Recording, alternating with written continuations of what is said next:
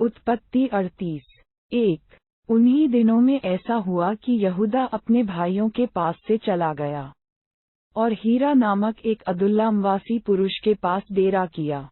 2। वहां यहूदा ने शुआ नामक एक कनानी पुरुष की बेटी को देखा और उससे विवाह करके उसके पास गया।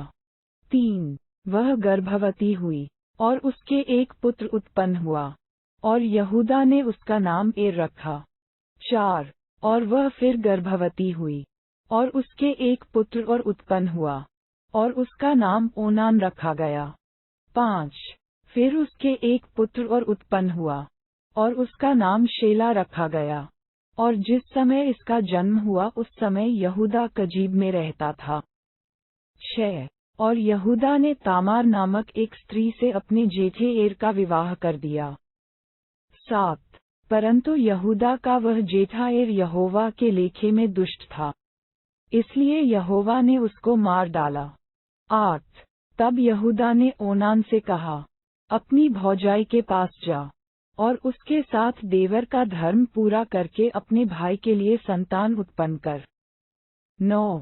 ओनान तो जानता था कि संतान मेरी न ठहरेगी, इसलिए ऐसा हुआ कि जब वह अपनी भौजाई के पास गया तब उसने भूमि पर वीर्य गिराकर नाश किया, जिससे ऐसा न हो कि उसके भाई के नाम से वंश चले।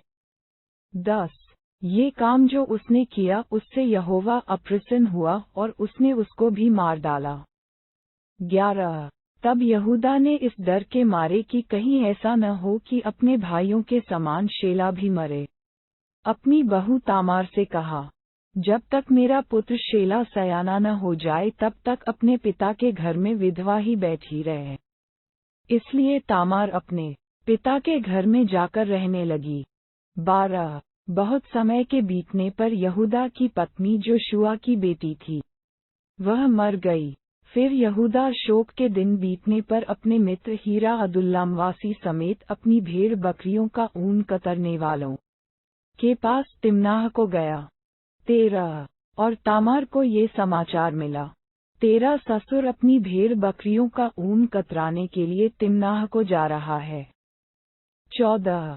तब उसने ये सोचकर कि शेला सयाना तो हो गया पर मैं उसकी स्त्री नहीं होने पाए, अपना विधवापन का पहरावा उतारा और घूंघट डालकर अपने को ढांप लिया और एनएम नगर के फाटक के पास, जो तिम्नाह के मार्ग में है, जा बैठी। 15। जब यहूदा ने उसको देखा, उसने उसको वेश्या समझा, क्योंकि वह अपना मुंह ढांपे हुए थी।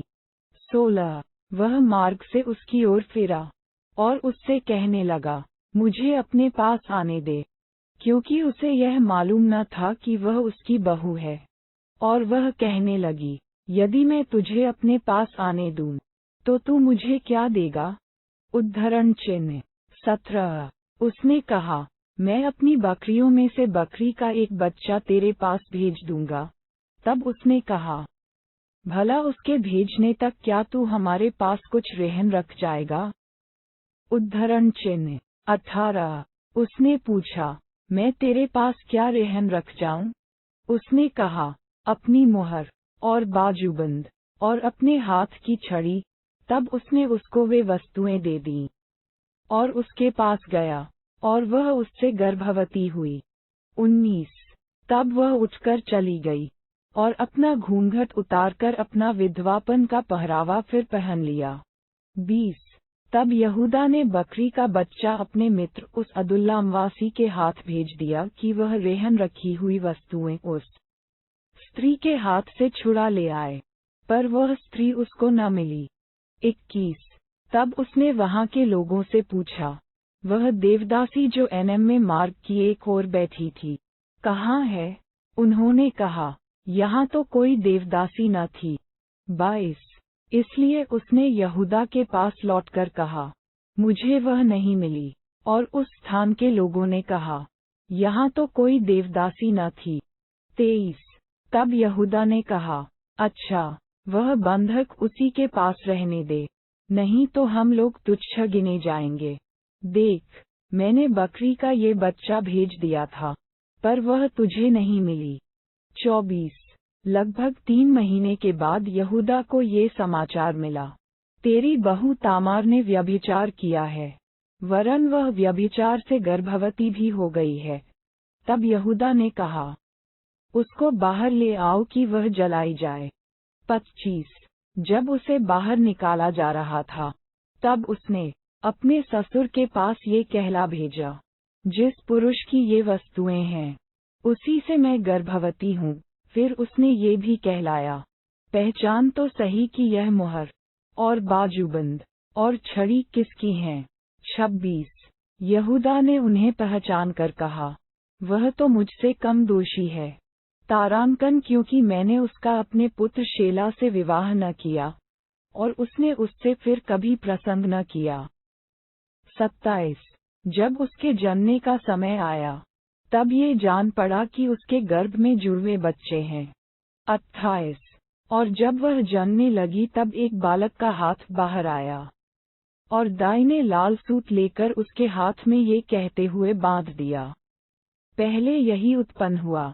29 जब उसने हाथ समेट लिया, तब उसका भाई उत्पन्न हो गया। तब उस दाई ने कहा, तू क्यों बरबस निकल आया है? इसलिए उसका नाम पेरेस रखा गया। 30 पीछे उसका भाई जिसके हाथ में लाल सूत बंधा था उत्पन्न हुआ, और उसका नाम जेरह रखा गया।